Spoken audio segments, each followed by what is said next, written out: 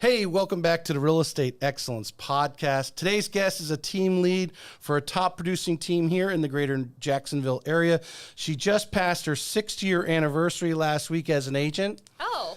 Is that right? Yeah, that's right. I saw last year it was 5th year. I was watching your Facebook. I love that. She recently took her team over to Compass this past fall. She began the real estate career only a couple of years out of college. So for a new agent, young person considering a career in real estate, listen up as this is an episode for you. Let's welcome the leader of the Haley Davis team, Haley Davis, to the show. Thank you so much for having me. Thank you. I'm so glad I finally got you on. We had some setbacks. Yeah, I noticed that's healed very well. I don't even notice it. My Harry Potter scar is healed. That was holding me back. I knew I was going to be recorded. I was like, I cannot walk in here with a gash in the middle of my forehead. No, not with this new high definition cameras and everything. No, it's too much. It's too close. But I'm healed. I'm good. I'm here. I'm happy to be here. It was funny that day that you posted on Facebook. I'm like, uh-oh. She's going to be calling me soon. Yes, I do run into cabinets. I just get distracted easily. Oh, man. So great to have you on the show. I really want to accent, as a young person, what I have found, and I've talked about it on several other episodes, when I grew up, going to high school in the 80s and so forth and going to college, 80s, 90s, your stereotypical real estate agent was that older, maybe their spouse was a successful career job and they started off as a hobby or whatever. Mm-hmm. But now we're seeing this migration of a young person like yourself, basically fresh out of college. And I've seen some really great agents doing really well, even at 25 years old. Mm-hmm. And so I really want to dig in and I want you to please express some of the trials and tribulations that you've gone through as a young person. And of course, being also leading a team, that's a whole challenge itself as well at the same time. So we'll kind of, if we can kind of make that theme as we talk through, but let's kick off everybody as I do everyone. Where'd you grow up? I grew up in Orlando. I grew up in a little town called Oviedo. Our claim to fame is Blake Bortles. I went to high school with him. Oh, it's very, very weird part of town. Nobody really knows about unless I mention Blake Bortles. So that's where he's from. But we're also known for chickens. We have free range chickens running around in Oviedo, but also UCF. It's a college town. So Oviedo, Orlando. Okay. Yeah. And it goes which led you to Central Florida. Yeah. So I lived in Central Florida my whole life, but my husband is from Fleming Island. Okay. So when we got married, we moved up here. Well, University of Central Florida. Yeah, University of Central Florida, Yeah, you went there. Now, you emerging media management. Yes. So what was Haley's vision as a young person of kind of what she wanted to do? So I wanted to manage a gallery, curate a gallery, basically. They call it a gallerist. So somebody that owns a fine art gallery and curates the space, curates the artists and all of that. I was in fine art sales for a couple years after I got out of college. And my degree was a good degree for what I was doing because it was a business art degree, essentially. So mostly business with a little bit of art with it, art history, all that kind of stuff. Definitely nothing even remotely close to real estate because that wasn't even in my brain ever. Right. So the art though, I mean, is that something you enjoyed doing as a young person? Yeah. I was very artistic growing up, but I felt like working with artists was something that I wanted to do. I didn't really ever want to be an artist from a business perspective, but artists themselves are they're so focused on their art and they really need somebody to help push them and market them and sell them basically. And that's what I love doing because I was like, wow, these people are so incredible. They have these incredible skills, but they can't do both. They don't have both sides of the brain basically. They do, they're amazing, but and they're very smart. Right. But they need somebody to be an advocate for them basically. And if you want, as we'll talk about in the team, if you want to you want someone to be really good at something, you can't be off having them do something that they can do it because they're smart, but it's not what they can really excel at. Yes. And obviously, you know, we talk about real estate bringing in revenue. You know, Yes. they need to be painting and painting paintings Yes. to make money. Yes. You know, hiring someone like you that specializes from the sales standpoint. So you get out of college. I was just looking at your LinkedIn as my basis, and you're probably one of it's about 60, 70. I wouldn't even say 70%. 60% of our agents have their LinkedIn put Yeah. together. Yours is there. You had a couple jobs. What I have here, creative directors. Yes. Positions. What were you doing there? And then just tell us, because that leads you somewhere in there. You make the connection with real estate. Yes. Yeah. So when I got out of college, like I said, was in fine art sales. So I worked for a couple galleries in Orlando. I flew to New York to work for a pop-up gallery there. I worked in the Hamptons, and just with this international gallery, I got some really good experience.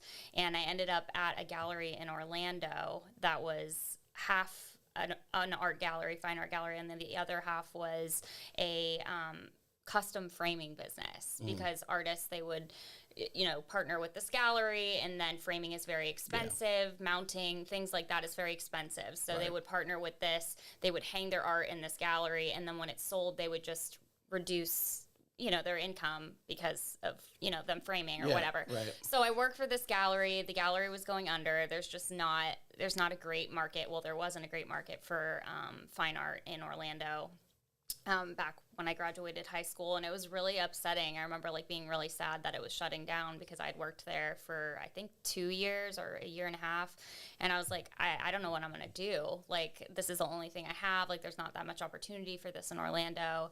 And so at the time I was experimenting with graphic design, and so I basically like talked the owner into like hiring me as a graphic designer, because I was like, your company needs help, I need a job, like I'll just switch over to the framing side of business and I'll be the graphic designer. And I had no idea what I was doing. I had just dabbled in these programs, and I just learned as I went, and I became a graphic designer basically for, you know, 4 or 5 years after that, essentially. Graphic designer, kind of, give me a picture of what you're. So yeah, I just did social media and stuff. Like, this was like, I don't know, when Instagram kind of was like starting to get traction with marketing, online marketing and stuff. And so I would just help them with their social media and their website. And they worked with a lot of artists in like a Photoshop perspective to like, you know, size art and stuff like that. So I was just, you know, doing what I could to help them, basically, like, please keep me on, like, I'll do anything, basically.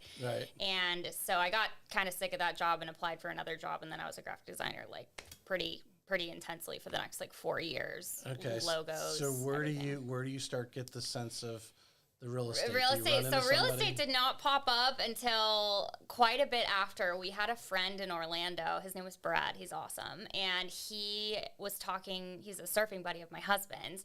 And Brad was probably like maybe 5 or 6 years older than us when we first got, I mean, he is 5 or 6 years older than us when we first got married. And Brad had this quadplex.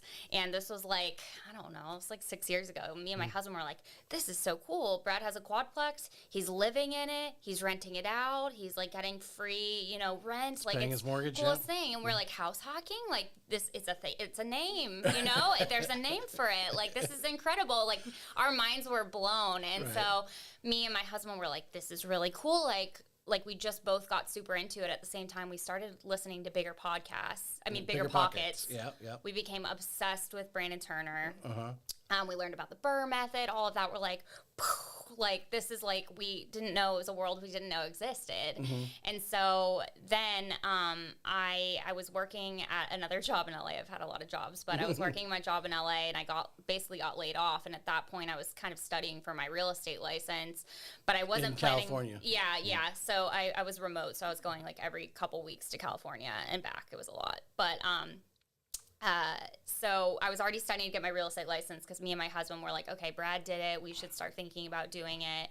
So I was getting it, not intending to work it, basically. I was just getting it so that we could make a discount when we purchased, which is not the right reason to get a real estate license. And so I got laid off from my job in LA, and I was like, all right, well, I can either go into graphic design again, because that's easy. I can get a graphic design job super easy because I have a great resume for it, or I can pivot and just do real estate.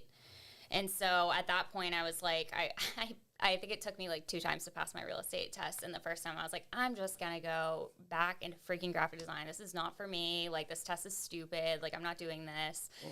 And so then I passed it the second time and I was like, okay, I think I can do this.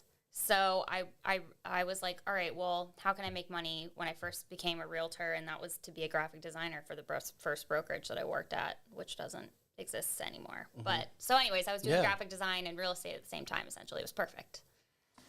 So was it just you just walked in there and said, hey, I can help you out? Yeah, like it was. So it wasn't like you a friend of the family or somebody you I didn't know anybody. Didn't know anybody. Yeah, didn't know anybody. Yeah, I was really interested in like the historic areas. I was like really passionate about those houses because they're just so gorgeous. Right. And I found like the top historic brokerage, the brokerage that was doing the most in the historic district, the most of what I wanted to do, specifically that niche. And I was like, hey, I don't have any experience as a realtor. I know you guys are very selective on who you hire, but I was like, I can make you look so good so easily with my graphic design. And so they're like, oh yeah, that sounds great. Like we would love to work with you. So I just started like being part-time for them with that and weaseled my way in because I was like, I'm going to help you. And then ended up hanging out there for over a year. I mean, the initial feeling, because like you said, you failed the test the first time and you're like, do I want to even really do this? And then when you did pass, you kind of got a little more confidence because now you actually, got your license, so to speak. You kind of tiptoed your way into real estate, so to speak, by having the graphic design as your fallback. Yes.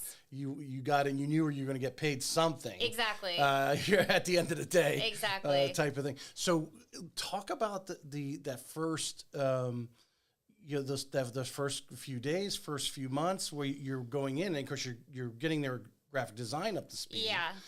Which I imagine was part of your initial things. But where do you start actually learning, or do they, do you grab a mentor? How do you start picking up your momentum with real estate? Yeah, your momentum with real estate, but just your knowledge and everything, and digging deeper into it. Yeah, so the broker owner of this brokerage that I was with was just like top of her game as far as like negotiations for this specific type of house, which was about I would say the $600,000 to $900,000 historic house in Avondale, Riverside. That was like her cup of tea. Like she just owned that niche, and she would always tell me riches and niches, riches and niches. And so I was like, well, I need like a niche to be a part of, and so I would just follow her around, learn everything I could about these historic houses, and she just took me under her wing, basically. And the co-owner of that brokerage actually does a lot of beautiful flips in the Avondale and Riverside area also, so they're not working together anymore. But at the time, it was just like a dream team. I was like, you have this guy that's doing these incredible multi-million-dollar flips over in the historic district, so I'm learning about how to renovate these houses, and then you have literally the master of sales in this specific market. It was just a slam dunk for me. And then on top of that, I was getting, whatever I was getting paid, very small to like do graphic design, so it was just like, this is too good to be true. So do you quickly realize, or maybe, you might have had that plan when you walked in there, is I'm going to really observe them. Yeah. Take notes. Oh, I did. And shadow them. And what was their, because not everyone's a teacher either, or a trainer or whatever either. What was their kind of, mindset in spilling into you, their knowledge? I don't know. They were so invested in me doing well, and I'm not really sure why, but it just seemed like they were like, yeah, you can tag along, of course, because I was getting like some content while they were doing this, so that's like how I made myself useful. It was like, I'm going to be here anyways, I might as well like get some content of you guys, and so that's what I did. I would just follow them around, but it was just an amazing scenario, and I always tell people, like, in real estate, like, for me, anytime I've had some weird situation or some situation where I would think that I would want to get out of real estate, something really amazing after happens. So it's like real estate's like, not right now. Like, you can't quit now. Pull you back in. Yeah, exactly. But they were just really invested in me, and I'm so grateful, because I don't think that my love for real estate would have truly been so amazing if I hadn't had that experience in the historic district of Right. doing what I really loved. So looking back and reflecting, and you may not even realize it at the point, what were some of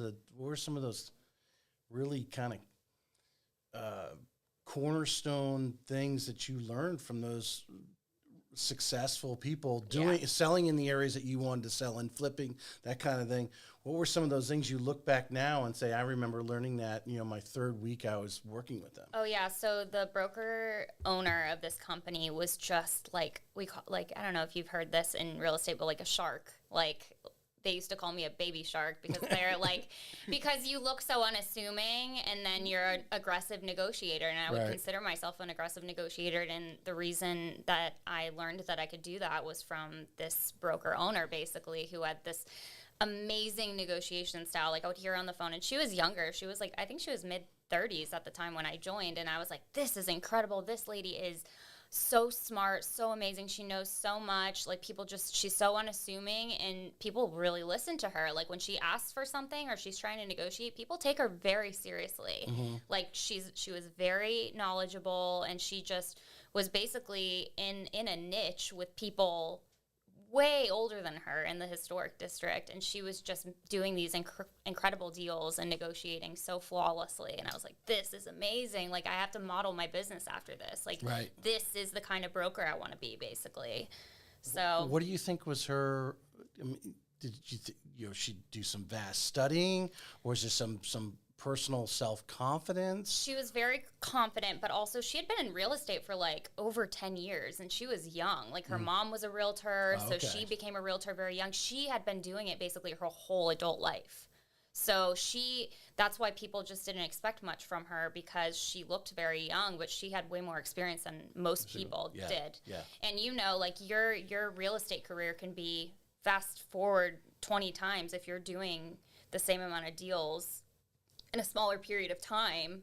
Then you're getting the same knowledge of these other people Right. that have been in for 10 Well, years and only plus done growing 10, up with 15 mom deals. being an agent Yeah. and so forth, you're already living it as probably as a teenager. She was It was probably her in the whole office. life. She Yeah. lived, breathed, and slept real estate. Look again, digging back in that first years, and now you have a team. So you are, I know there's some young people on your team. So I imagine some of them are new. Yes. What are three things if someone wants to be a real estate agent? What do you think they need to know? Even before they go get that license, I'm sure you're approached by a lot of people in your peer group. Yes. Hey, what do you, I'm thinking about being a realtor. What do you think what are three things that you tell them that, hey?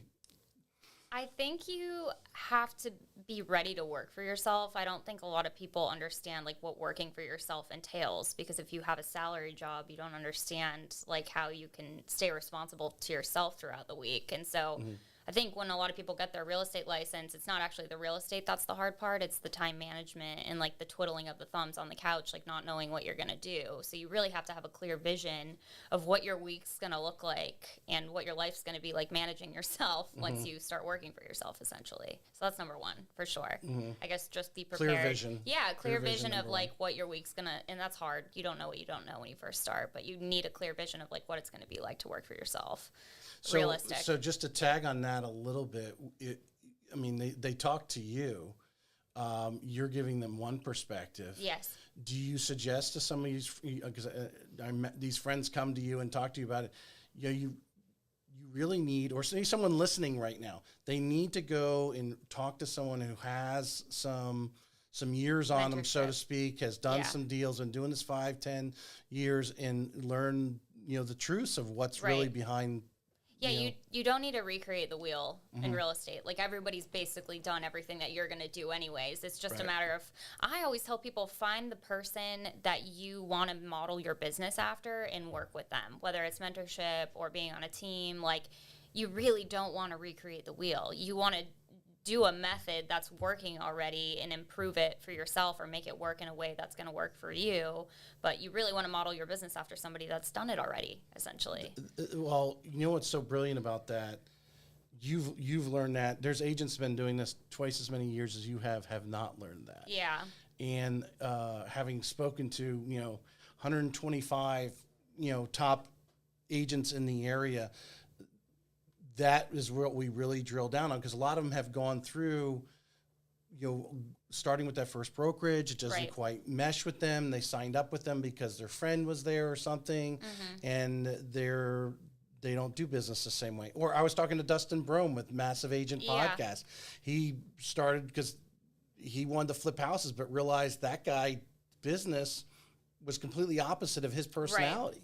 And to take the time of up front, and I think you would agree with this, take the time up front to find that brokerage. Go and talk to these Totally. people. Talk to the agents that are actually working there. Yeah. Yeah. Yeah, I think it's like finding the perfect brokerage is like finding the perfect partner. Like it doesn't exist. Like you get to choose the things that you love about it, and you can draw towards these, maybe they're incredible at teaching you networking and marketing skills, but maybe their CRM or whatever they're paying for isn't like exactly what you want. Like you're never going to get everything perfect in a Right. brokerage. Right. So you really have to draw to what you feel like is going to be a bigger part of your business. Which is a challenge. I think I was talking to someone the other day about, really you have to look inside yourself, right? There's some people that actually like knocking on doors, for example. Totally. Yeah. And they're really good at it. They enjoy it, and that's probably why they are good at it. Right. Because they have a smile on their face. Yeah, right. It's not for everybody. Right. Or the cold calling, or, the different types of way you're prospecting. And obviously, as someone coming into the business who's never done those types of things, doesn't know yet. Right. But to sit down, and I know there's different personality tests. I mean, everyone has their different opinion on finding that thing, is finding what you enjoy doing. Totally. And would you agree, and I'm sure you talk to people, Christina Welch made this statement, it's not HGTV, No. that you see money that the agents make, yes, it can be change your lifestyle, Yes. for sure. But if that's your sole motive, it's going to be Yeah. very tough to get there. Yeah, I mean, like I work with a lot of new agents, like mostly new agents on my team, and like I've seen people when they've received like their first check, like some people have never seen a check over $5,000 before, and it's a blessing to be able to Right. get a check like that, and Right. it's even more amazing to watch their faces when they get it, because they're like, "This is mine," like what? But like it really is just incredible, like. You can't be, like, we use the phrase, like, thirsty on my team. Like, yes, we are in sales, and, like, yes, we want to achieve big things and, like, retire early and, like, all these things, but you can't be thirsty for a sale when you're showing people a house. You can be like, oh, you really need to buy this. Like, we're not in the business of, like, really making somebody buy something like that. They're going to make a decision, not based off of your opinion of it, most of the time. So... Right. You really can't be doing it for the money, because it's, sometimes you make a lot of money in real estate and sometimes you don't. And so you have to do it despite of your circumstance. And sometimes the money is not great with it. Well, that underlying thing, and I know we would eventually get to this, is with that young team that you have, you've been through it. Like, I'm sure you've had different times in your career where you're like, am I doing the right thing? Oh, totally, yeah. You're always, and how do you get across to them? Stick with it. Stay Right. on the road. Be consistent. You're doing the right things. Just got to be consistent. Well, how do you help them with that? That's every Monday morning. That's what we're talking about. I call it like the formula. Like, it's a formula that works. You send your bi-weekly emails out, or maybe you send them weekly. You're sending follow-up texts. You're doing your social media 30 days at least planned. You're doing, 2 to 3 reels a week. You're doing this many calls a day. Like, it is truly a formula, and that's the baseline for success in the business. So if you're not seeing anything happen, if you're not doing that, that's a pretty good indication why nothing is moving. And in real estate, we work like 3 months behind, basically. Right. So It's always a 90-day cycle. Yes, yeah. So everything that we're working on now is going to help us in the summer. So how do you want your summer to look? Do you want to be like going to the spa, or do you want to be doing nothing and be bored? And I know none of the people on my team want to be bored, Right. because they hate their lives when they're bored like that. So we have to have that baseline formula of these are the things we do throughout the week. That's an absolute bare minimum. Then anything above that, going to brokers opens, doing an open house, going to show houses and filming it on social media or whatever, that's all extra. The baseline of the emails and the social media, and I don't care if you hire somebody for it, doesn't matter as long as you have it there. You have to have it. Do you structure, one of the questions I had is basically the onboarding process for the team. Do you have a structure for a period of time for that brand new green agent? Oh yeah, totally. We have like a onboarding guideline book that is very much a setting expectations type scenario for the agent. It's like a 30, 60, 90-day plan of what I expect for you to do, and not so much of what I expect for them to accomplish sales-wise, because, sometimes it takes people longer than others to get into it, but it is a complete guideline of what your day should look like every single day when you wake up for the first month, essentially, like what every day is going to look like.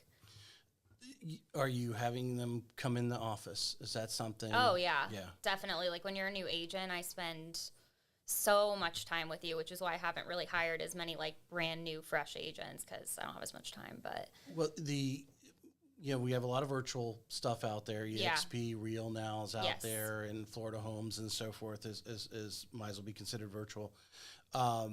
In your career, obviously starting a team, I would imagine your vision was having those Monday morning, getting the energy, sharing the energy together between us. How important is that? Maybe someone who's got an agent that's been 5 or 6 years and just wants to be a solo agent can go virtual. But for that very green agent, how important do you think it is for whatever period of time it is till they ramp up and understand the business to look at going to that office and making it like they are going to the 9-to-5 job. Right. They get there at 8:30, 9 o'clock in the morning and get their day going. Yeah, definitely. Yeah. I mean, when you're a new agent, like I said, like it's the formula. You absolutely need to be in there 9 to 5, and maybe you take Fridays off or whatever. But I think the minimum you should be working when you're a new agent is 25 to 30 hours. Very focused energy on exactly what you're doing. But the thing is, a lot of agents not on a team, they go into an office, they have no idea what to do. Like they're scared to go into the office because they don't want to just sit there and do nothing. Right. So you have to have a plan for what you're going to do when you get in the office. And I feel like that's more of the issue than actually getting there in the first place, which is why I do believe in companies like EXP, because it very much is, I didn't join EXP, but it very much is a lot of mentorship there. And I think that matters more than the office space. So I do believe in virtual, but I like my agents to be in the office. So it just works better for me as a leader to be able to look people in the eye and tell them, like, I'm not really loving what you're doing right now. Like, you're not doing enough. Right. You need to be doing more. Why am I not seeing you here? So well, when you're bringing, because initially, as you know, most agents, like, they feel they need to be interviewed by the broker when they should be interviewing the broker or the team lead, however you want to describe that. But then when they get there and they realize, okay, well, actually, this is my business. If I want to show up, I can show up or not show up. You're not paying me any sort of salary. So I would imagine when you're interviewing that prospective agent to be on your team, you want one. I assume they're talking to you because they already have some respect for you. Yeah. Right? They wouldn't be there if they didn't. But to know that you're going to hold them accountable, and you may tell them some things they don't like, and they're just still going to sit there in that seat like they were an hourly employee. Yeah, exactly. Yeah. Like you have to have. I've never recruited for my team, really. I've never gone out and held interviews. I've put on social media, hey, we are hiring. I'm trying to attract the right person, but I'm not holding interviews of 20 people to get the next person on. And I think the kind of people that join my team, they are very much a similar mindset as me, maybe just a few years before in real estate, and I really understand what they need to do better, essentially. So it's a very fluid conversation when I'm saying what are you doing? Why are you not doing this? You told me you wanted to make $100,000+ a year. Well, you're not. I'm going to be going to the spa and you're going to be hanging out at home. I don't know what to tell you. You told me you wanted that. You are disappointing me. I'm sad for you because I want to hang out and go to dinner. But at the same time, you told me that's what you wanted too. We're supposed to retire at the same time. I thought we were on the same page here. Come on, let's go. Oh. So. What we were actually, one of the questions I had was why you chose your first brokerage. We know that through your story here. So to summarize, to kind of conclude a little bit of what we were just talking there, it's an agent who may be listening here in Jacksonville, maybe you're listening in San Diego to the show, but or picks up this on YouTube or something. What are some important things that they should be doing or should be asking? Because I think a lot of the new agent doesn't even know what to ask because they haven't been there yet, and they're not being mentored by they have latched on to that senior agent that's going to tell them. What would you tell someone? If your friend called you from California and said, "Oh, I want to start getting into real estate in California," what are some things that you would suggest that they need to find out about the brokerage that they're going to sign up with? I think they need to figure out what kind of education is provided and how far that goes beyond just the first point of when you join, like the first week. Like, how is that prolonged? Because as an agent, we're constantly learning. We have to. There's a red line contract, there's new laws, there's this and that. So we have to be constantly learning. But another thing is, how much time do you have to hold me accountable? Like, who's going to do that? Like, who's playing that role, essentially, especially if you don't join a team? Like, who do I have to count on, basically, to call me once a week and make sure I'm doing what I'm supposed to? Because I feel like you're paying a brokerage to do something, and this is part of the reason I wouldn't join 100. It's kind of like an in-house coach. Yeah, exactly. Like, that's part of the reason I don't tell people to join like 100% brokerage, or however you say anything, or however you call that brokerage, but because I know that I'm a sponge. I want to learn everything. So if you don't provide any of that, I don't know what to tell you. Like, you have to constantly be learning. So I think education is number one. Accountability is number two. And then I'm a big software person. Like, I was a graphic designer for a long time, so I can appreciate a good CRM. So, like, what are you providing me for the split that I'm giving you, essentially? Like, what kind of technology? Are we, like, in the dinosaur age? Or are we, using Boomtown or whatever, Right. Like, what are you paying for on my behalf, essentially?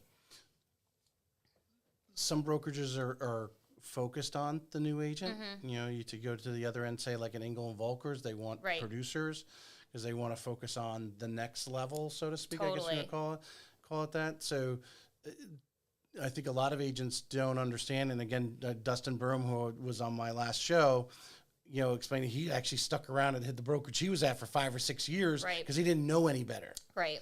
And to understand that you may run your course on that brokerage, and now you need to move to newer ground because the brokerage changes in leadership, changes in attitude, ideology, whatever is on the education part of it. Yeah. Because how important is, because I think one of the reasons, or one of the cornerstones of success of any salesperson or any person in general, is confidence, right? Yeah. Definitely. So if that brokerage is not giving you the education, is not, tips and tricks, and you're hearing in the office of, hey, how did we handle this squirrely sale that we had?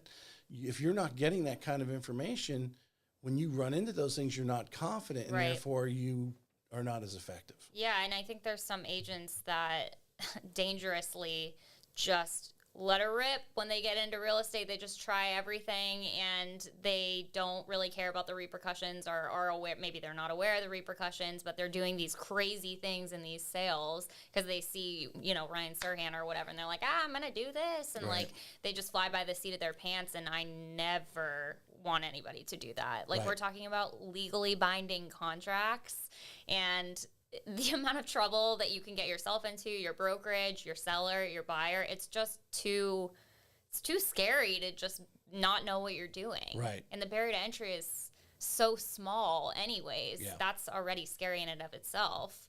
So, well, I would imagine in your early, especially working in the older part of town, or if you are out at the beach, and we talk to a lot of agents, if you're working in St. Augustine, things aren't the cookie cutter planned urban development subdivisions. Yeah.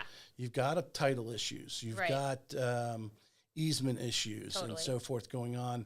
And you need to be working with an agent, or be working with a senior agent as a partner, so to speak, at least watching what you're doing, and can, guide you through some of those possible pitfalls, or when the pitfalls show up. Yeah, definitely. I think that's also why I liked starting in the historic district, because it's much harder. I don't know if you know Aaron King. He works at he worked at my first brokerage with me, and now he works at my second brokerage, and he calls like the older houses like Frankenstein houses. And it's true because they all have these like separate little rooms that people have built over like the series of 100 years, and a lot of things change over 100 years. So I always thought it was kind of good that I learned like one of the hardest house styles to sell in the very beginning, because now a new build, like you get what you get, you know? Right. So It's there. Well, yeah, whether or not, was that ever permitted, things like that Exactly, going yeah. on. People converted garages and never went and got the permit. or and like now, a firewall's missing, like you don't even know what a firewall is. Like I didn't even know there was a firewall in a house. Like it's Right. just so many things pop up Yes. in those old houses. Yes. So How important is it for a new agent, and you may do with this on your team, just, or maybe you are the mentor to each person, but to find them, and it doesn't necessarily have to be in your brokerage, but to find that senior agent that will have coffee with you, that you can get on speed dial to answer, some of the questions, or, if you're a new agent and trying to negotiate, how important is it to have, a mentor or more on your speed dial? I think that is the most important thing you can have in the very beginning. That's why I do encourage a lot of people to join a team. Some people are just not meant for a team, and I get that. In which case, it would be more beneficial to have a mentorship. Maybe something like Tom Ferry would benefit you a little bit better, a little bit more solo kind of situation. But I think it doesn't get enough like attention to have a mentor. Like people don't think of how important it is, but I really do. And a lot of people have, they have something against my style of team. They don't think like it's fair to the agents that are coming on my team. And I just question that so much, because if you talk to any of the agents on my team, like I am providing, I hope I am, and I know I am, but you have to provide value to somebody like that, and the value is not only the amazing brokerage that we're at, and they probably couldn't be at that brokerage if it weren't for the team. But other than that, the value is the mentorship. It is like literally you can call me, you have total access to me. Right. And that's a lot, because I do a lot of business and I don't have that amount of time for other people, and I want to help everybody, but to have a mentor like you can call basically in the middle of the night is just... That's, as a leader, that's what you've invaluable. chosen to put yourself out there to do. Yeah, exactly. And so you bring them on your team. And I don't answer my phone in the middle of the night. You don't I like go to bed, like turn my phone off at like 9, basically. Okay, So. yeah, nothing's gonna happen between 9 and 8. No. Like I need my sleep. If I don't get that, we're not. If you're in a good stressed spot. out, call me before 9. Yes, exactly. Please. For the collaboration is a commonality that I hear with all the top agents, and they're willing to. I mean, I see like Melissa Ricks going over to Heron Real Estate and doing a training. Yeah, that's cool. Yeah. That the younger, or I wouldn't say younger or less experienced agents need to understand that there are people out there with you that you have the experience. Don't be bashful in picking up the phone. Right. Because I think having, it's impossible to have every single agent to be awesome. Right. But we can still strive in that direction anyway. And it just makes the industry just that much more reputable. I mean, why do people do for sale by owners, right? I know because hate they don't us. see because they don't see the value. We're used car salesmen to that. Yeah, they don't understand the value in the agent, right? Right. So if everyone was, doing, because obviously they most likely had a bad real estate agent experience. I always tell people, like the team, like we use the phrase, I would love the opportunity to earn your business, because I feel like all the people on my team are so charismatic. They're good interviewers, which is probably why they're on my team.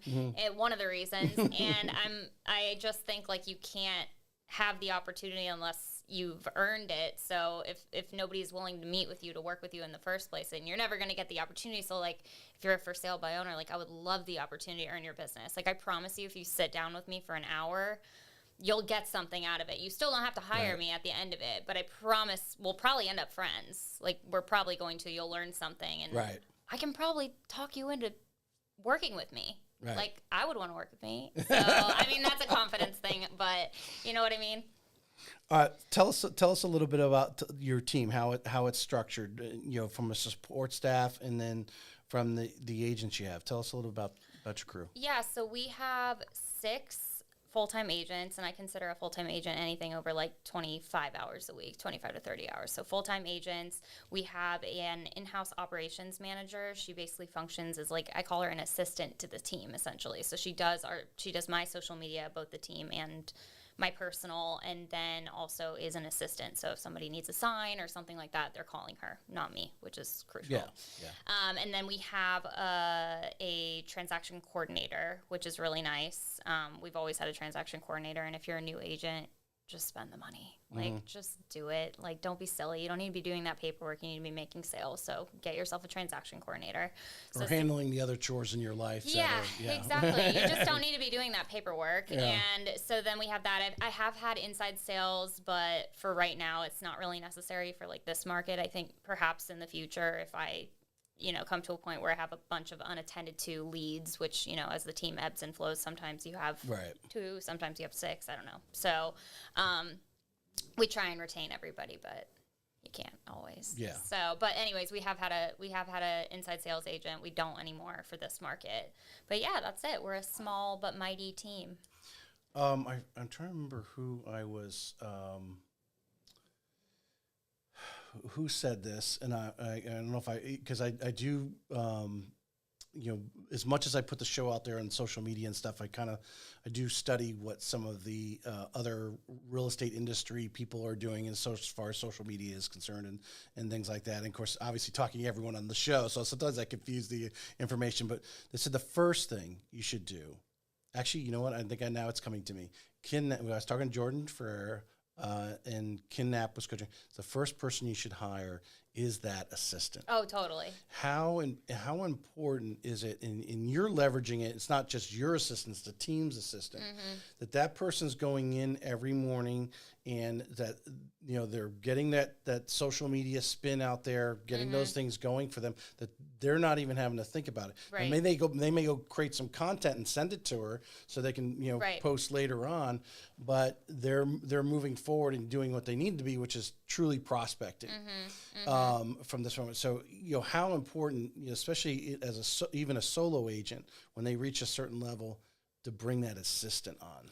Yeah, I think, we as humans have decision fatigue, right? And I feel like that's something that I struggle with every day is decision fatigue. And, like, we can only make, like, 10 big decisions a day or something like that. I read a book and it said that. And I feel like the less decisions I have to make up front on things like social media, the more space there is in my brain to make other more important decisions or make an important phone call. But if I'm filling my brain with social media, which it's fun, then I don't have any more room to prospect or procure business, which is the most important aspect of our entire job.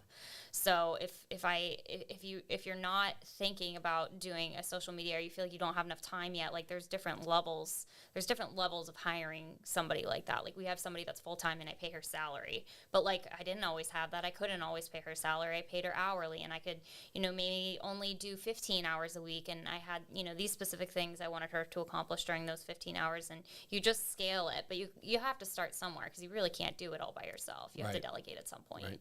So, and I mean, have you used, in your growth process, there's a lot of, whether they're virtual assistants that are out there, there's these transaction coordinators that work on a per deal basis.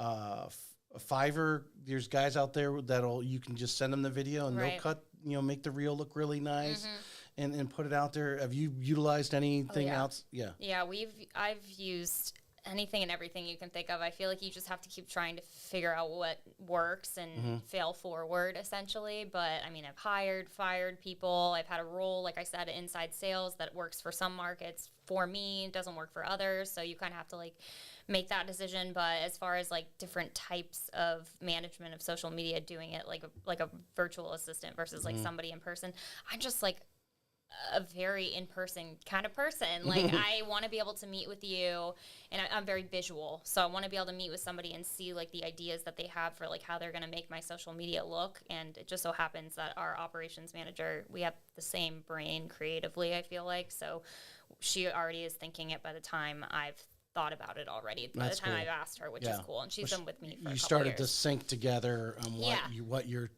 tastes are, so to speak. Yeah, definitely.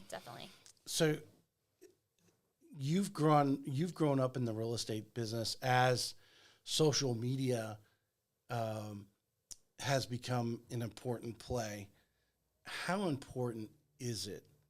I was interviewing Dustin Brome, and I was listening to the podcast because I always re-listen to the show when it actually comes out on Apple and so forth.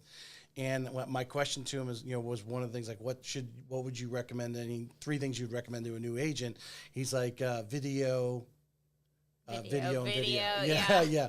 So when you are chatting with your team existing or someone coming on, explain to them, because I would imagine you have the same feeling, they need to be doing some level of social media consistently. Oh yeah, that's the baseline I was talking to you about. And that's part of the formula is you got to post every day, and you definitely have to do video, especially when you're first starting. And I like to tell people, like, perception is reality. So even though I wasn't like this big agent when I first started, I wanted people to think I was educated, and the best, fastest way to do that was through video. I could take people through the houses that I was going to with my boss, and I could be like, oh, this panel, it might be uninsurable, and like these ungrounded outlets, and people were just like loving it because it was like a more real version of HGTV, and that was a couple years ago, and I feel like way more agents do that now. So you got to like think of way more, unique ideas than just taking somebody through a house. Yeah. But I think like it's just invaluable. But I also want to stress how important relationships are as well. Like, it is not enough to do just video, and that I don't think it will ever be enough. Like, my business is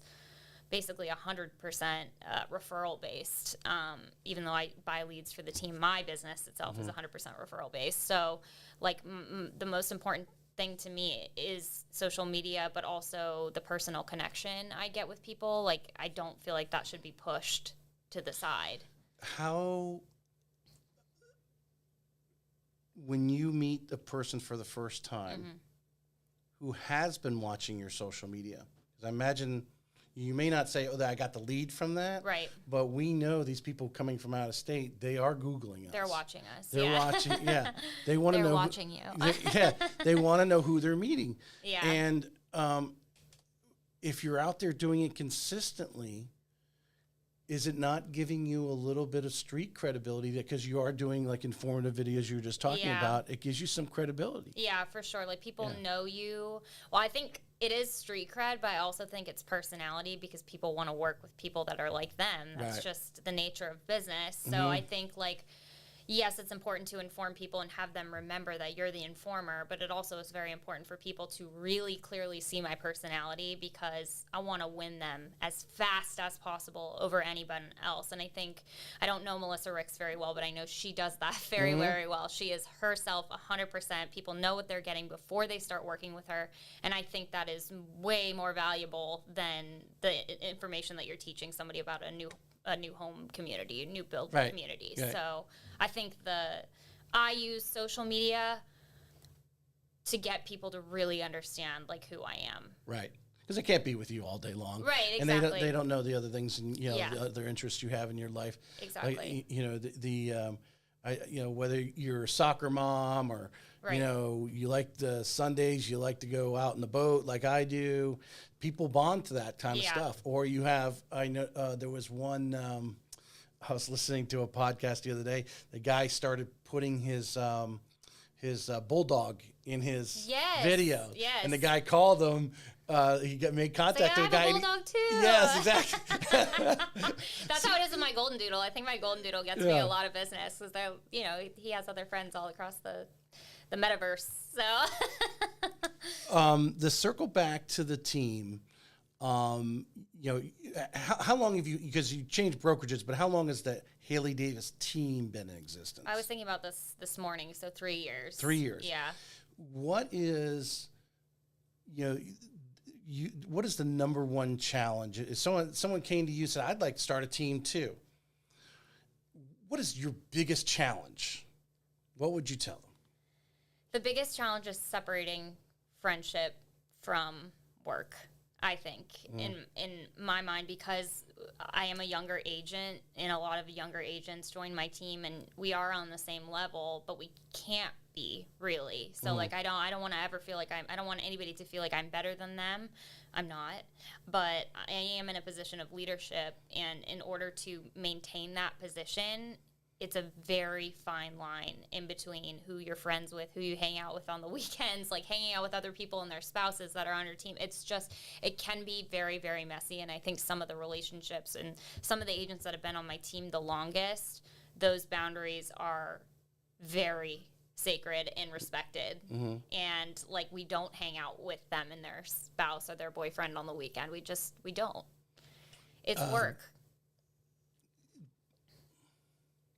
I completely understand. I want to pin this down from the standpoint of, especially in corporate America where you have that, a very corporate structure, right? And then, there's management and then there's the employees, right? And the union, if you're in a unionized area, management's on the other team, right? Right. You're there. But you want to also, they're not coming to your office because they have this assignment and they're getting paid a salary and they'll tolerate you. They are coming to your office because they actually want to be closer to you to hopefully, pull some of you're giving them value, and you want to give them value, and they want to be there to receive it, right? They're paying me to be here. Right. And I don't want to ever mistake that in my brain either. Like I don't pay anybody. My brokerage pays people. They're not employees to me. They're not even contractors, technically. So they're paying me to be with me. So I also try and remember that too. And that's why I try and spoil my team too, because I'm so blessed to have them. I couldn't be doing what I'm doing without them. But with that being said, you have to respect the boundaries. All right. So what is it that you don't want your team to know about Haley? About me? What do you mean? Well, I withhold more than I extract from other people. So I think that's maybe a sales thing, is I want to know everything about you more than you know about me. And so that's kind of, it is the way with my team too. It's therapy sessions sometimes, but I'm not venting to them. I can't. It's not their job. So. Well, I mean, let me do a little psychology. I mean, do you feel, well, I think all of us we know our weaknesses, right? Right. And some of those weaknesses we don't want to let others know. Some things we will let out to know that, hey, we're not really good at that. But you've been doing this enough years and you've got enough wins under your belt and so forth.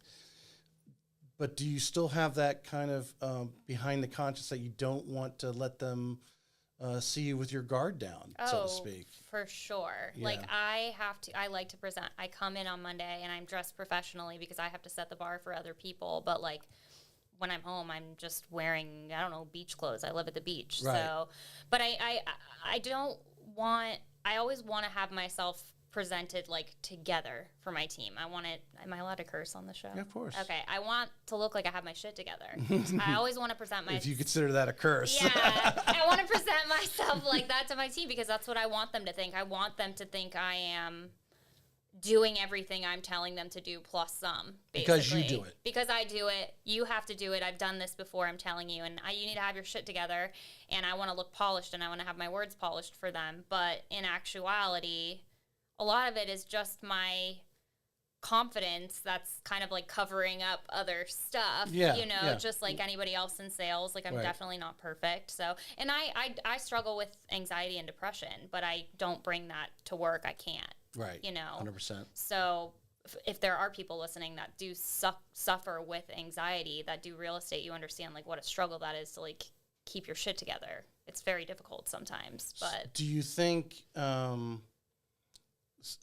that will, as time goes on and you get older and more sales and more experience and so forth, that will ease off a little bit? That right now, because you are as young as you are with the team, there's a lot of pressure on you. Yeah. Oh, yeah. There's a lot of pressure. Sometimes I don't even know how to explain it. It's it's pressure that nobody else is putting on you're yourself. putting it on you. So, but that's the type of person that has success, is the person that feels pressured by themselves, basically. So I try and remind myself, like, it's not real, the facade of what I have to put on. Like, my team doesn't expect me to be perfect all the time. I'm a human. So Failing forward, you mentioned that earlier. And that's, you're listening to any of the top people out there. If you haven't failed, you haven't tried. I think Steve Harvey said that. So I what are some of the things that you feel you have failed forward, and that you would, if you were put in front of a bunch of people at NEFAR and said, hey, in your success here as a real estate agent, what are some important things that you failed forward to learn? yeah, I think one of the things I struggled with when I first started was I wanted to know the contract so well, because the better you know the contract, the better you can negotiate. But I didn't know it as well as it took me 6 years to really get that contract like under my belt and really have leverage with it. In your head. In my head, yeah. So like in the beginning, I would just say silly things that weren't like necessarily true to my buyers or somebody else, like in negotiating. And then I look back and I'm like, that's actually not true. Like there's a lot of gray area in that contract. So I think when I didn't know it as well, I played up the gray area a lot, and I don't mess around with that anymore. I try and make things as cut and dry as I can, because the gray area is where you get in trouble. So while I was utilizing that to my advantage when I first started, it's not an area I like to play in. Did it snap you in the butt though, anywhere along the line though? 100. Oh my gosh. All right, we need a story now. I'm a fairly unproblematic agent, I will say. But when we were doing the appraisal gap dance that we were doing like last year and the year before, I would say, like, I put on my contract, like, if the house doesn't appraise, then, buyers will come up X amount. And one time this is the first time I put it on, or the second time. First time, maybe it appraised. The second time, maybe it didn't. And I was like, well, the buyers just don't want to pay it. Like, they just don't want to pay it. And they're like, well, you're in default. And I'm like, no, not really. And the agent was just like going off on me. And I like look back, and like my buyers were such like little like savages. They were in my ear saying like, we're not going to pay it. We're not going to pay it. I'm like, they're not going to pay it. And they're like, you're in default. I'm like, I don't care. This is what my buyers are telling me. They don't care. Like, sue them, basically. That's what they're asking. And the seller was an attorney. So he's like...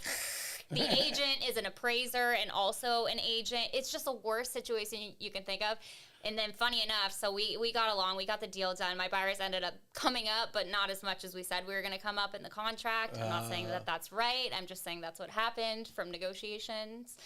And we ended up closing, and I saw this agent at like a garage sale my friend was having, and she's like, hey, Haley. I'm like, hey, girl. I'm like, I know that she A, thinks I'm dumb, and B, thinks I'm just a pain in the ass for arguing with her and making her life a living hell, basically, for a full week. But her seller, again, was an attorney, and mine was being a little, so antagonistic. So it was such a fun experience. Because you just played. I just played dumb, basically. You played dumb, yeah. Like, they don't have to pay. She's like, they're in default, honey. I'm like, no, they're not. Yeah. It's like, so she did not like me very much. We're good though. And same on the subject of failing forward, as far as the team and the structure, because I've had many of the top team leaders on: Christina Welch, CeCe Underwood, Sarah Rocco, Shara Kavanaugh on a couple weeks ago. Here? Yes, they've all sat there. Goodness. Yeah, fangirl. I'm a huge fangirl of all those people you just listed. So. Yeah, amongst others, I just those ladies always come first to mind to me. Yeah. The Keller Williams Atlantic Partners team leaders, because Melissa Ricks, each of them structure their team so differently. Mm-hmm. Okay, so in your 3 years of putting this team, people coming and going, what are some of the things that you failed forward there that you've learned, and continue to tweak your team's ideology, or how you envisioned the team would be originally versus now, right? Because of some of the missteps along the way. I think my most important decision making comes in the hiring process. That I think is one of the hardest parts of having the team. So I think my failure was not because of a specific agent, but it was my lack of knowledge on who I was looking for, essentially, the type of agent that I really wanted to have on the team. I don't think that I had that exactly clear when I first started. I had some pretty sassy people on the team, and I appreciate the sass. Like, it comes in handy with negotiation. But, like, if we don't have mutual respect and, like, you really, truly do not respect my style of negotiation, we're going to be butting heads so bad. And so I've had to fire a ton of people. I've had people leave. Like, I think Okay, walk me through that part there. You didn't like the way they negotiated. I don't like people that are passive aggressive. Like, I like just everything on the sleeves. Like, it's all out in the open. We're not trying to, like, Amen, sister. yeah. Yeah. I can't walk on eggshells. I am not a mind reader. So if I have somebody that I didn't realize was passive aggressive or maybe was more internal and I really couldn't figure out what their brain was doing to help them, then it's just not a good fit. Yeah, So, if they're not again divulging their weaknesses or hey, I don't understand this. I need you to help because you're on the same team. you don't know who people are until they get put in a situation where they're under fire. You know what I mean? Like, if they're in a contract where they're freaking out, I've had people been like girls or whatever on the teammates, and they'll be going through something really stressful with the contract, and they're like, well, you're not freaking out about it. I'm like, well, you're already doing that, so I don't need to do that. And like, they thought I didn't care because I wasn't freaking out as much. I wasn't on their level, but like, that's just not a good agent. That sounds like a me. spouse relationship. Yeah, it's so complex. It really is. Yeah. It's so complex. So Interesting. Yeah, it's hard to know who you're looking for in the beginning. How important where you're at now with the team, and I'm sure every day is another learning process, but looking forward for the next 3-5 years, whatever time period you're projecting, your vision of the team as it evolves, retention. Yeah. And knowing when you're bringing this person on, is this person going to be part of my inner circle? Because I think one of the greatest successes is everyone will put Christina Welch on a sort of a pedestal as team leader, and I've seen her grow, is her ability that she kept some core people. And they are bought into the Welch team, even though their name's not on it, and they can go anywhere they want. Right. But they're bought in as that inner circle. Yeah, I think the people that I have on my team now, like, I've really fine-tuned who I'm looking for, the type of personality I'm looking for. And I have had people on the team for over 2 years now, and I've only had my team for 3 years, so I consider that's a win for me, and I hopefully a win for them because they're still here, so I'm still providing them a value that they feel is valuable. But I agree. I think retention of good people, like, it is so important. It is so important. And some people really do run their course, and they need something else, or you're not able to provide that for them. But I feel like for the most part, if you're a good leader, you're going to retain hopefully a good amount of people, because that is your core. Well, Sarah Rocco said it so well, and I've repeated it numerous times. When they feel you're not adding value to them anymore, that's when you're going to lose them. Yes. So retention being a challenge always is how do I retain? But being the thing to retain them is adding value. So, I mean, what goes on a weekly, monthly basis as far as you as being forward thinking to continue to add value? You have your Monday morning meetings, which to me, I've seen a lot of poorly done sales meetings that waste a lot of people's time because there's no agenda. Right. No one's leaving with any value at the end of it. Say, hey, I learned this today, or whatever it might be.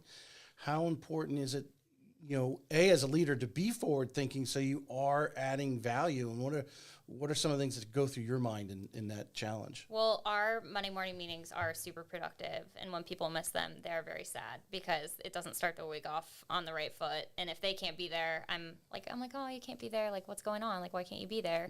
And they're like, oh, I had this. I'm like, well, you had to schedule it during a Monday meeting. And they're like, yes, I did. And I would want to be there if I could. So, like, I know they're trying to be at the Monday morning meeting. Right. So, but our Monday morning meeting does have really good structure. We go through articles, interest rates, deals that we have, leads that have come in, the conversations that we've had with the leads, Upcoming events for like the brokerage, things I expect them to be at. I obviously do not employ them, so I cannot require them to be at a meeting. But as far as the value add from me throughout the week, obviously we have our meeting. I'm available after the meeting to go over whatever anybody wants to talk about, and typically we'll sit for about 30 minutes after and kind of shoot the shit and talk about, the contracts that we have. And it's not part of the meeting. It's just we're all there and we're just kind of masterminding while we're there, making the most of our time.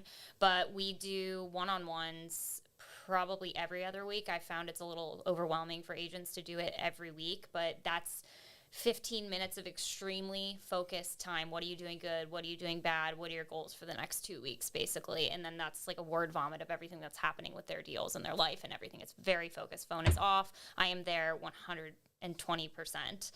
So we have that. I have book club, which we do every other week too. And then we're typically in the office like 2 or 3 times a week, and I'll text like, hey, going to the office. If anybody wants to work, I'm here. And people will come in, throughout and, make the use of time they have with me just sitting next to me while we're working together. So yeah, that's the value, I think, is. Well, if they're coming to join your team, they're coming, to spend that time with you, them not to show up would be why you even on the team. Right. You can just go be your own solo agent. Yeah, type of thing. And obviously getting I think people, as I think I mentioned early in the show, people underestimate the ramp up in the knowledge when you're around, because our business, every deal is different. There's different buyers. It's a different house, different types of loans, different inspection issues that come up, different title issues that might come up, a different negotiation, because there's so many variables in it. And sometimes, that person loses it. And the reason why they're losing it on that situation is because they don't know what to do. Right. And so they're panicking, and that's their emotions coming out there. That when you're in that office and you're sharing these stories like you are on Monday mornings, or, when I always tell people, when I first got started, I was working at Quicken Loans in Detroit, outside Detroit, in a call center. For the first 3 years, I was in a call center where I could reach across and touch the guy next to him, and we're sharing stories, and we're having sales meetings or huddles or whatever we're talking about, or we immediately could walk over to our sales manager because we've got people on the phone, and hey, this is a situation. How can we, or how can I present this differently? I will say there's not a lot of panic on the team, and I think there's not a lot of panic with the agents on the team because I'm there so much and they've heard so much of what I've been through with my deals already that the expectation for them is they've heard most of it already. They haven't experienced it all, but like we're not a team of people that are frazzled all the time. Like you're not supposed to present yourself like that anyways, and that's just not how our team is. So, but I find when you do have a team that's actually functioning well, nobody's frazzled because they've all had so much shared experience that there's no reason to be frazzled. Well, I'm going to give you a compliment there. Part of that is leadership. If they feel that they have a leader that has their back, they're at peace with both. that. Both whether it's when that deal goes awry, whether you actually know how to solve it, you've experienced it yourself, who you need to call to get, or who they should call to get advice on how to, come back and represent, or whatever the situation is. You have been around long enough, and it's you pouring out the confidence to them that, it's not a big deal. And I love the line, bring Christina Welch back. She said, houses don't cry. Yeah, literally. No, it's so true. But everybody for the most part is just very collected. Like I look at all the contracts, like if you're going to make a mistake, that's okay. You can make a mistake, but it probably is going to be smaller because I'm looking at everything. We're talking about it as you're putting the contract in. So the mistakes are minimized in that way anyways, on top of them being calm. So Right. All right. So you started off at this initial brokerage, and then if you want to mention the second brokerage, you were there because you were there for a few years, right? How many? Yes. So you talk about in general terms, and however specific you want to be, why you felt it was a time to change. Because like we said, we mentioned earlier in the show, it's important that agents need to know that sometimes you run their course at a certain brokerage. And it could be for many different reasons. It could be that brokerage just is really good at newbies and not good at senior people, or maybe leadership changes, what they're focused on. Maybe they just get lazy in what they're doing and not being forward thinking and knowing they need to add value. They get lazy with it. Right. So, what was it? Some of the reasons why you've changed brokerage and obviously gone to Compass here recently. Yeah, I was definitely outgrowing my last brokerage because I was definitely kind of the big fish in the little pond, and I don't want to be at the top in any space. I want to be bottom middle so I can be learning from the people that are at the top, and there's a time and a place to be at the top. But I was just at a point of where I wanted to be kind of moving more into the luxury space. I felt like I kind of paid my dues with our volume and, with the type of people that I was working with and that kind of thing. Like, it really was just time to go. And sometimes you just know, but I spent a lot of time there. I understood the concepts that they were teaching me. I understood each brokerage has a different way of teaching you productivity and efficiency and whatever else you learn at the brokerage. And I feel like I really do feel like I mastered the time management tools they gave me, the leadership tools that they gave me. And it was just a time to go and learn from the top of our Jacksonville market, basically. I wasn't around the people that I wanted to be around. And not that those people are going to have the time for me anyways, but I wanted to be challenged and be in a room with people that were speaking like they were the best because they were the best. So, I mean, obviously you thought that was important. Yes. And you can get into, it sounds like you were in a point where it was flattering because obviously you may have actually been doing a lot of the instruction at the previous broker because you were considered the top person there. But at some point you're like, hey, I got to run my business. Yeah. And I'm really flattered that you want me to, be on this panel or all this other stuff, but that doesn't pay me any money. Right. And so forth. That, how important is that you came, did Compass come and chat with you and kind of bring that to your attention? Or is this something you kind of learned through your own personal development, listening to Bigger Pockets or whatever you were listening to? So you started going, what's going on here? What's going to take me to the next level? Yeah, I think, Compass had reached out to me like probably a year and a half ago, and I had some pretty serious conversation with them about like their systems and everything that they were offering, but they were just starting in Jacksonville, and I was like, I'm not ready to go yet. I just didn't feel like it was like my time to go yet. We had our biggest year last year, and I was just not in a position. I was very happy with what I was getting at the time. And then things started to change at my last brokerage. Like, leadership was kind of changing a little, and I don't know, I just honestly got kind of a gut feeling, but I knew in the future I wanted to do luxury anyways. So it had always been working up to that. And then I just got to the point where I was like, we had a really strong year. Like, our systems are insanely strong. We're very efficient. Like, if I'm going to challenge myself to redo all the CRM, all this stuff, like, it really felt like September was the time. And so I called my operations manager, Morgan, and I was like, we need to go, make sure I go. Like, this is the time we're all leaving. And I lost half of my team, like, moving over, which was a bummer, but I think some of those people needed to be kind of thinned out anyways. And Sheriff Kavanaugh said the same thing. Yeah, it was good. It was a blessing, honestly. Like, things just happen the way they're supposed to happen.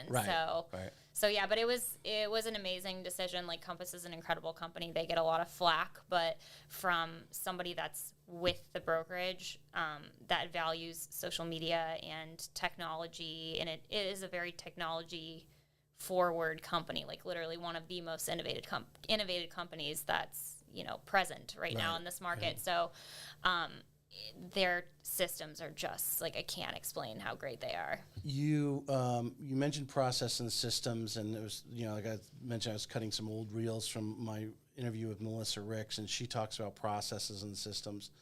How important, again, someone comes and chat and you say, hey, I want to do a team like you.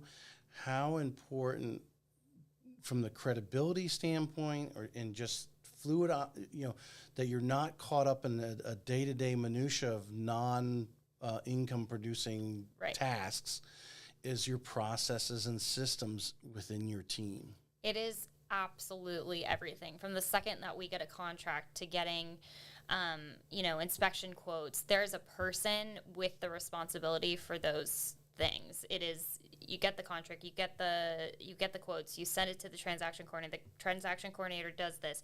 You do that, and then you go back to selling. Like the more time that's spent trying to figure out what you're supposed to be doing is less time you could be procuring business, which means we're going to make less than we should be making. Right. So I think like processes and systems, I'm just huge on efficiency. I don't want to be wasting my time. Like if I have extra time, I want to be with my dog, with my family, with my husband. Probably should have said husband.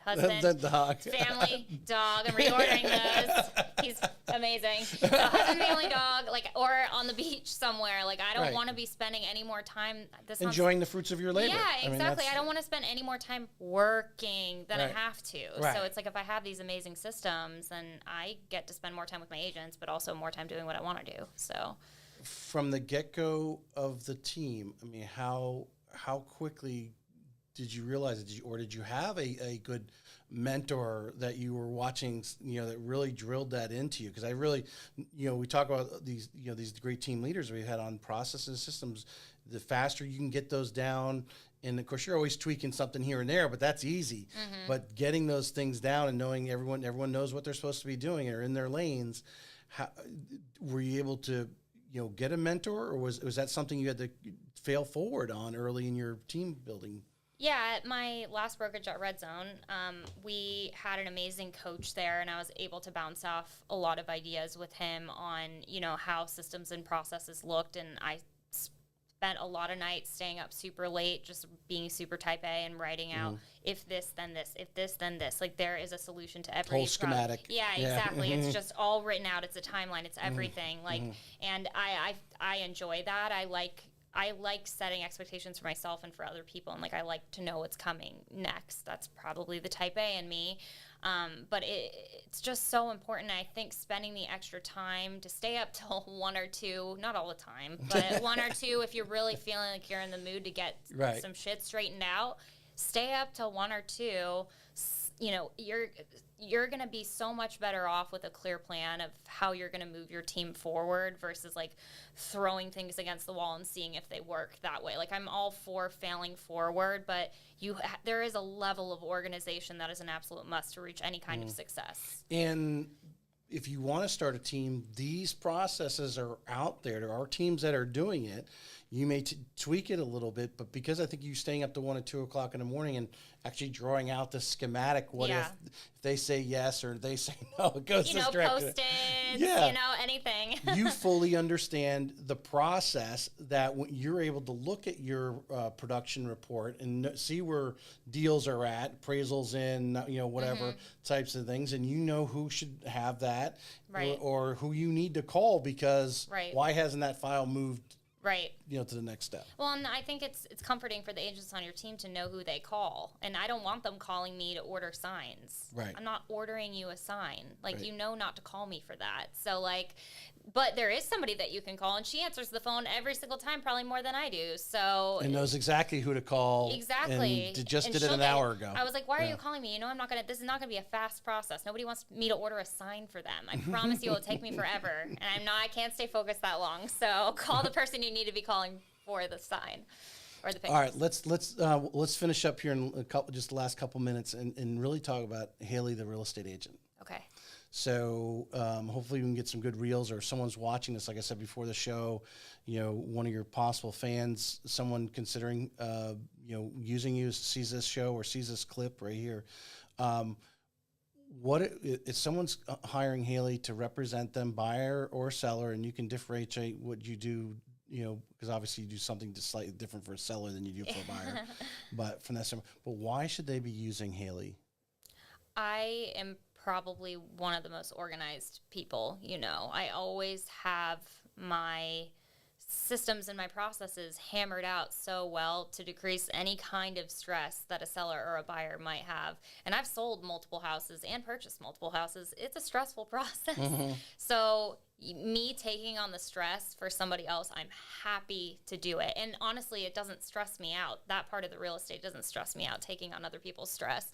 But when you are organized and there is somebody to call for everything, it makes your client's life so much better because they have jobs, they have all these things, they have kids, they're busy, they don't want to be managing all the minutia. Like, that is our job to take all that on. We are corralling everybody to get the deal done, and I don't want other people to see, you know, the kind of stress that I'm taking on. So I really do try and take it on for other people and like just make the process as seamless as possible. Like, we treat everybody like a luxury client, basically.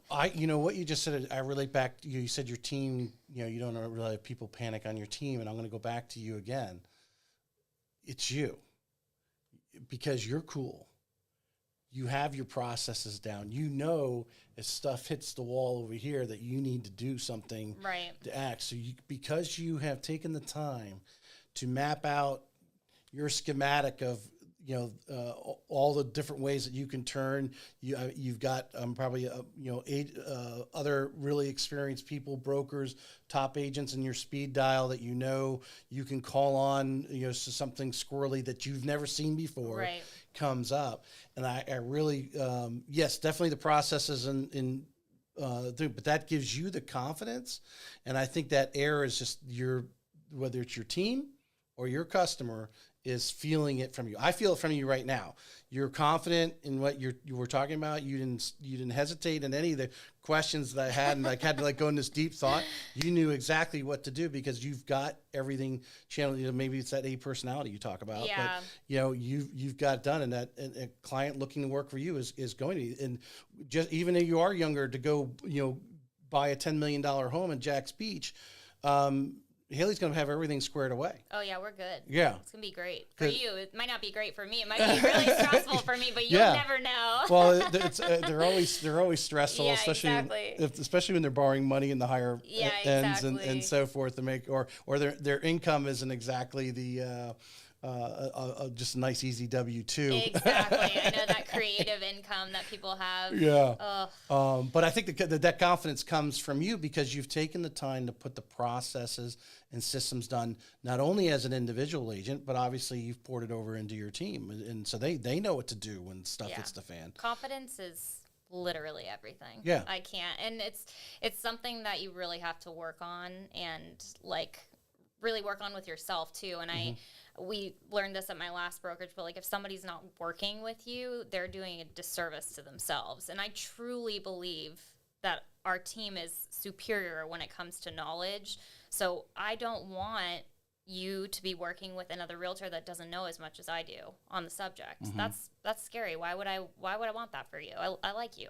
I don't want you to go to Joe Schmo Realtor. You know what I mean? Right. Because A, I want the business, but B, I know more than them. So why are you going to trust your Well, like, it's the actually biggest the other way. purchase? A, you know more than B, you want the business. Yes, exactly. So, but I really do feel confidently about that, and I try and instill that to the people on my team too, Yeah. so they feel like, okay, like I can't let my friend go work with this other agent. Like it has to be me. Like I need to protect them. Right. It kind of comes from like that type of like a protective. Yeah.